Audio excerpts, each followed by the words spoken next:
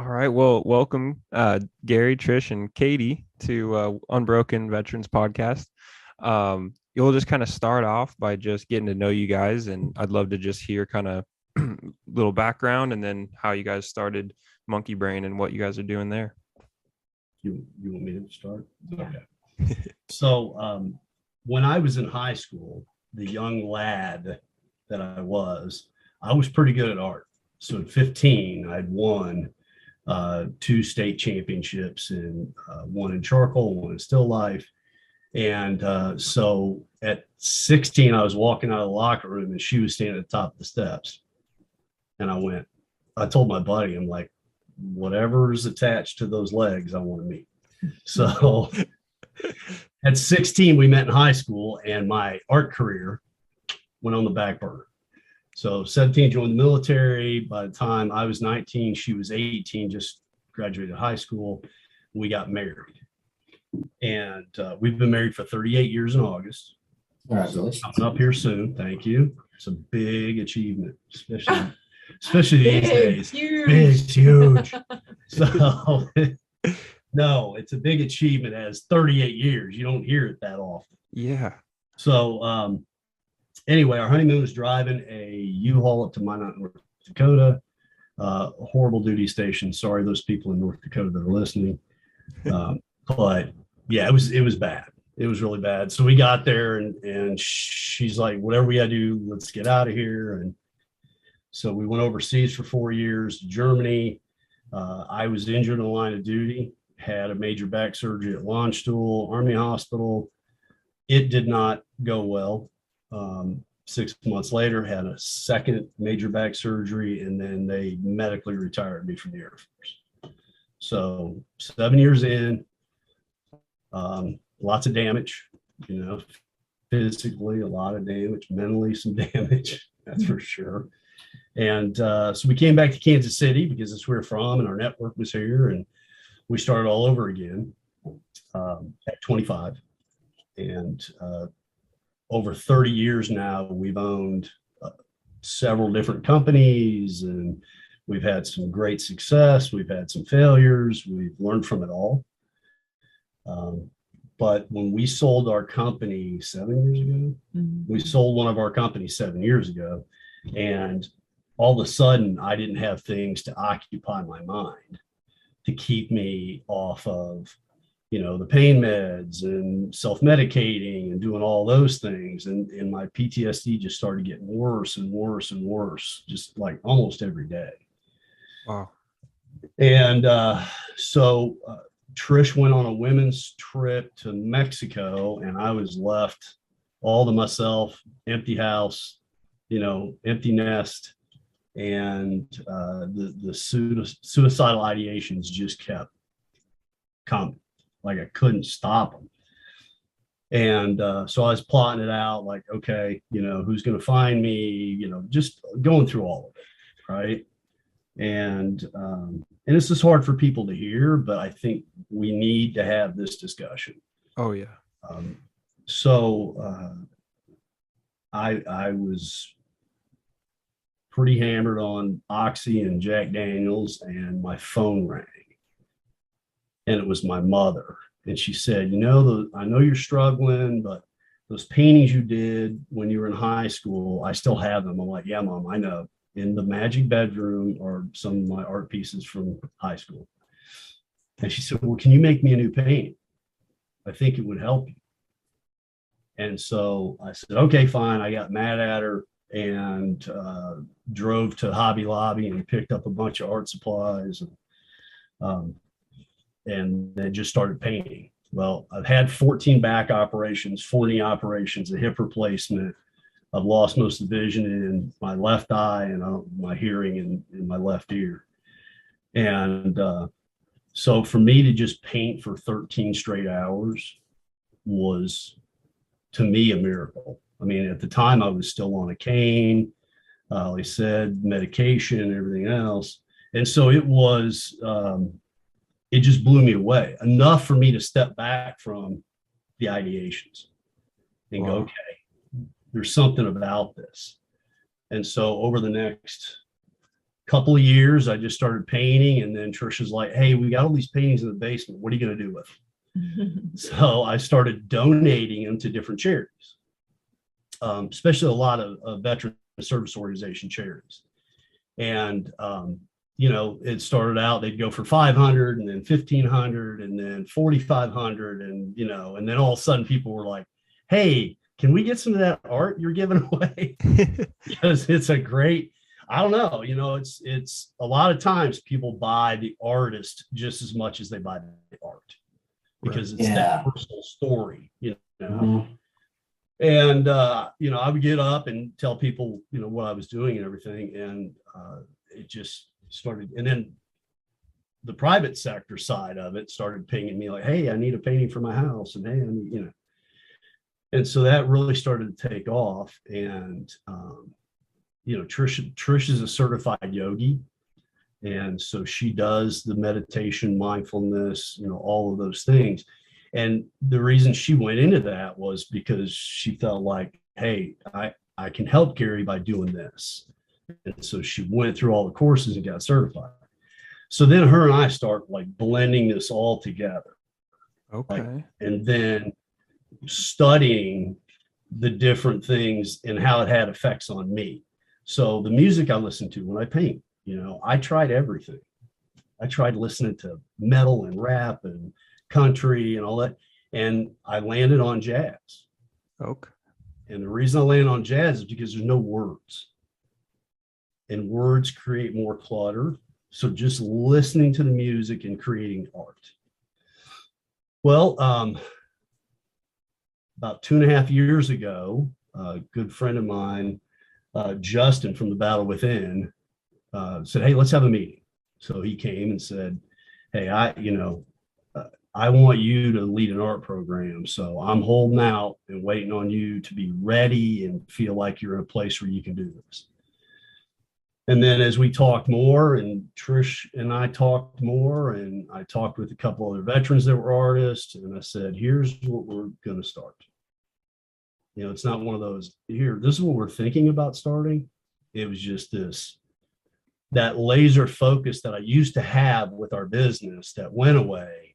Now it created this new fire, this new passion in me to stay super focused on Monkey Brain Art, what we were doing, and how the different processes affect people, right? Our class is a 9-week course. We meet once a week, with that cohort on the introduction to art. And, somebody might like watercolor, or they might like abstract, or like coloring books, whatever it is that they create their art. We're trying to facilitate helping them find their calm. So we went ahead and filed for our 501c3, and, Monkey Brain Art. It's a great title of a business. Okay. Yeah. Because what's the first question out of somebody's mouth? What's Monkey Brain Art? Or what's Monkey Brain? And so it's always, why Monkey Brain? Yeah. So Buddhist monks call an unsettled mind monkey mind or monkey brain. Oh. So just think of a monkey swinging through a jungle and it's grabbing for vines. Well, those vines are thoughts. And when you have PTSD, your mind is just, you're hyper alert. You're, in an agitated state a lot. It's easy to get to an agitated spot quickly. And so trying to find something you can calm that unsettled mind with, right? The way I look at it, for me anyway, like managing the monkey and calming the monkey works. But if you try to tell the monkey what to do, it's just like, for some reason, it creates this overflow of, anxiety. And that's when you get the truck on your chest, and because you're thinking, I can't do this, just you're making all the excuses because you don't want to have that pressure on your chest and having your thoughts racing. So We started the art class. That's went great. We have warrior art instructors that all but one are warriors and have PTSD. So recognizing when someone in class is, getting tipped over or triggered, whatever word you want to use. So we really try to manage the environment as much as possible. We want it very calming.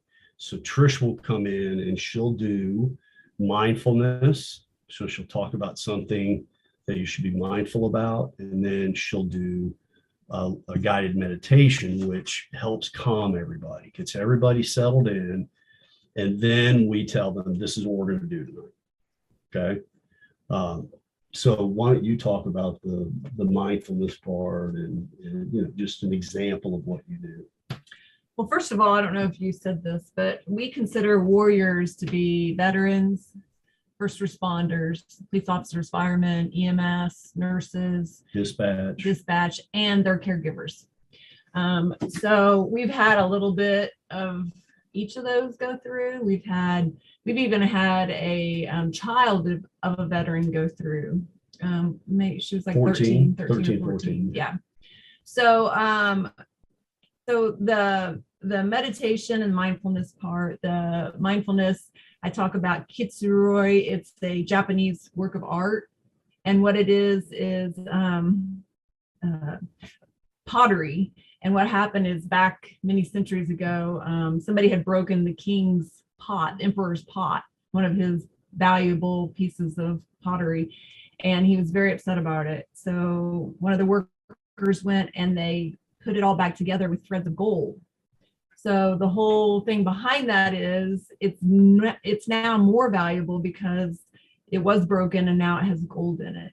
So, we tell that to our students that you may feel broken, but as you process through all this and through all your troubles and worries and anxiety, that you are more valuable. You're moving forward, you're learning lessons. So, we just try to give them encouraging thoughts to ponder throughout the week.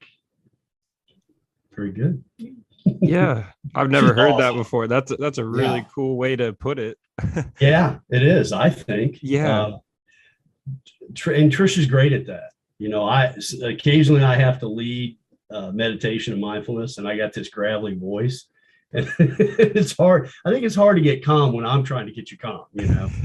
I'm a pretty intense guy as it is. So, and so now, not only do we have that 9-week art course, we have started a photography course that's 4 weeks.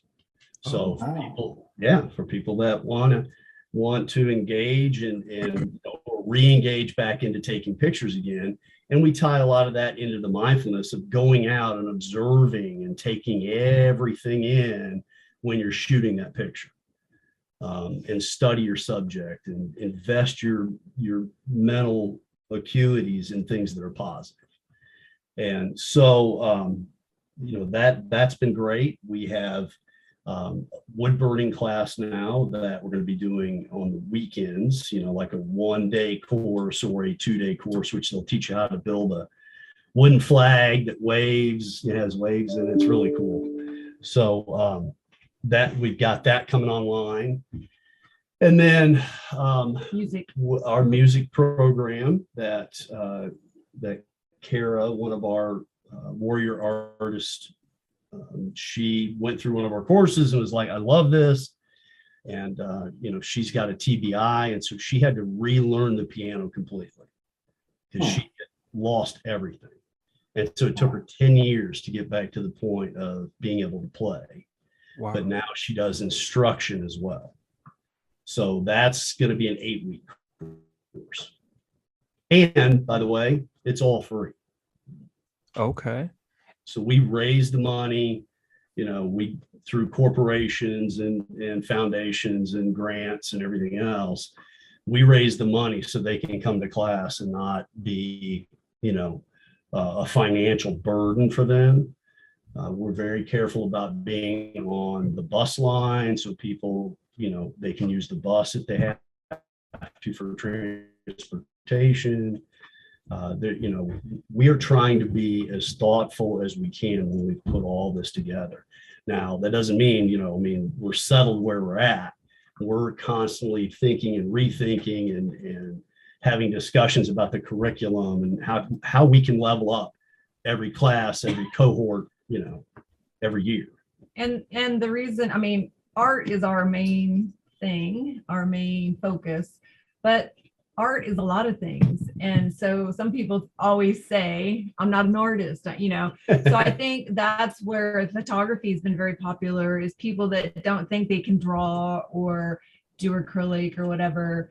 They tend to, I'll start in photography. And usually once they've gone through the photography, then they decide to go through the art process or vice versa. So we end up keeping them longer. We want to keep them at least 90 days in the program.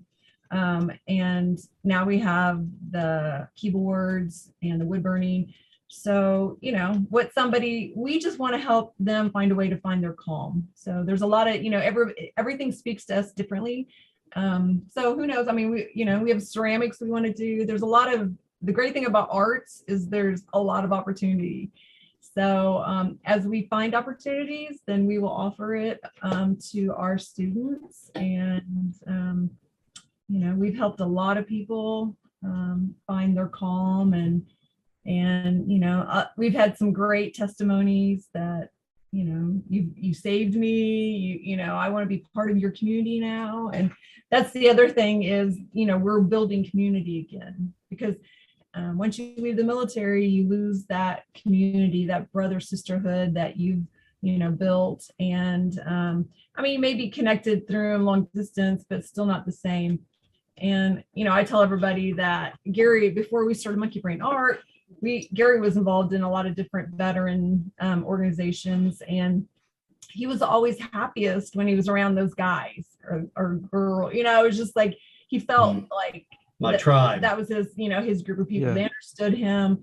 And so that's what we want. Even if you're not an artist, I say still, I'm not an artist in that sense. I'm not an art teacher. I'm finding joy learning different things in art, which I never thought I would. I was was like, that's Gary's thing. My thing, I love to cook. I love to do, there's different things I like to do. But actually, I like to do, I'm always saying, let's do art, let's go do some art. And so, which is shocking to me. Yeah. But she's really taken to the fluid art, and we have one of the best fluid artists in the Midwest. His name is Casey. He's a Marine Corps veteran, served in Somalia. And he's taken fluid art to this new level. And so, fortunately, he's there to teach Katie and Trish and myself and, all of our warrior artists. And so, we really work on the community thing. I want to stress that again, because, those who serve, doesn't matter, military, first responder, caregiver, those who serve will eventually get severed from that community, whether they retire or they get transferred or whatever. So they're going to be severed from that community, and that's trauma. In losing all of your friends and the people that, they had your back through thick and thin. And so I think that is, a huge part of what we're doing. And when we're doing it, the students are unaware of what we're doing. But, when we graduated a photography class the other day, and people are hugging it out and exchanging phone numbers. And I'm like, this is beautiful. This is what, envisioned this day of that happening. And so the letters we get and the art we get, people create pieces of art and give it to the inner core of the business, and it's it's pretty amazing. It really is. I think that is one of the most valuable things about a program like yours is we all get together because we go through hell, whether it's drill sergeants or deployment or whatever. Right. And then, but we all met because there was a formation. Everybody get formed up, and then you got these tasks once they know each other. You're still in a similar group of people when you become a veteran. The only problem is there's no formation. So there's nowhere to meet these other people except for programs like yours and some of the other ones we've covered. But yeah, well, a program like yours is so important for people to meet other people going through their similar situations or have been through similar situations, and being able to connect. So that's really awesome to hear that everyone gets excited and exchanges phone numbers. Katie, our webmaster extraordinaire, created a alumni Facebook page. So when people graduate out, it's not the end for them. Okay. So they can show pieces that they've been working on, and I'm doing an art show this week, come out or whatever. And so we have that alumni only Facebook page where they can keep in touch with each other. Sometimes transportation is an issue. Well, this way they can get online and just, hey, I love what you're doing, and encourage one another. And then another thing we work very hard on is the pre-trauma. There's a lot of lessons that go into, hey, when was a happy time in your life?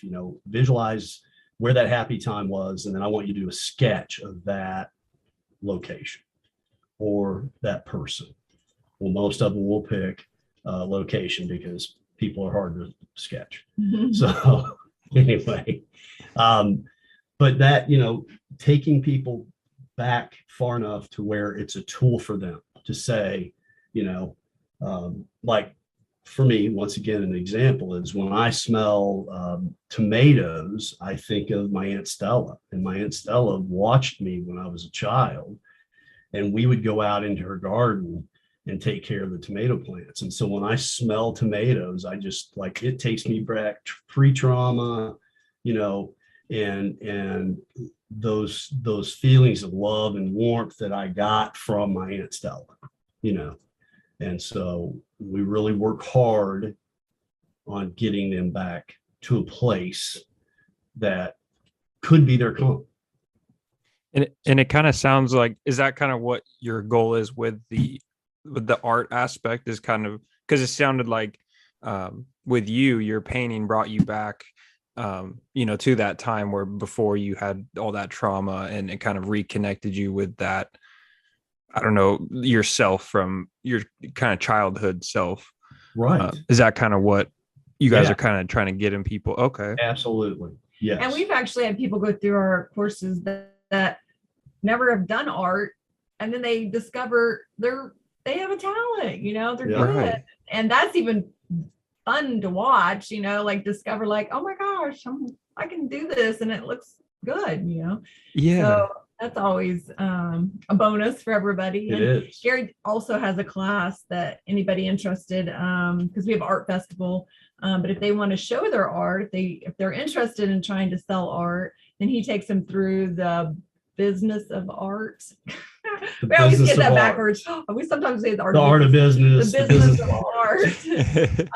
And so he shows them, how to frame and how to put the wire on the back and how to price it. And, just, it's kind of a personal thing, and it's kind of scary for, to put your work out to see if somebody thinks it's valuable. But we want them to, know that they're valuable no matter what. So, but we have a fun festival coming up October 8th at the World War I Museum. And 10 to 6. 10 to 6. And there will be a band and food trucks and kids project. Lots of art to purchase, and kids community. We're having a community art project, which was a lot of fun last year when we did it. We put up a big, huge canvas, and people could just come over and paint a flower, any kind of flower. It was really cool. So we just went to the VFW's national conference, and so we did the same thing, but we did poppies because that's their flower. Oh yeah. And it was very cool. People, first were like, I can't do it. We're like, it's like 4 circles and a dot, so we finally talked a lot of people into creating the poppies. And so Gary's going to do a city scene at the Kansas City skyline up there. And then Katie, her jam is doing a painting and then giving it dimension by doing cross stitch. Embroidery. Sorry. Oh, Yeah. Sorry. Embroidery. My bad. Very cool. Okay. And so she's going to embroider a couple of just outlines of poppies, which signify people that aren't with us. Okay. Yeah. You know? Yeah. We're going to And donate it to the national the national headquarters, BFW, so they can put it on display. And so anyway, it was kind of cool because now people that actually put a poppy on there were part of art, right? They're part of our artwork. Yeah. So and it gives people a sense of what what it is that we're trying to accomplish. And every day at the VFW convention, we at 1300 we would do meditation, 5-minute guided meditation by Trish, open to everybody. And so each day the circle kept getting bigger and bigger and bigger, because they're like, man, how come you guys are like having so much fun doing this? I'm like, because it's not work. This is a passion. And trying to all work together for that goal of helping the warrior find their calm. So it's art, meditation, mindfulness to help settle or to help calm the unsettled mind of the warrior. We thank you for listening, and we hope you got something helpful out of this. Right now, the best way to support us is to simply spread the word. If you know a fellow veteran who could use some resources to elevate their life, send them our way. Until next time, remember to check your 0s, 5s, 10s, and 25s.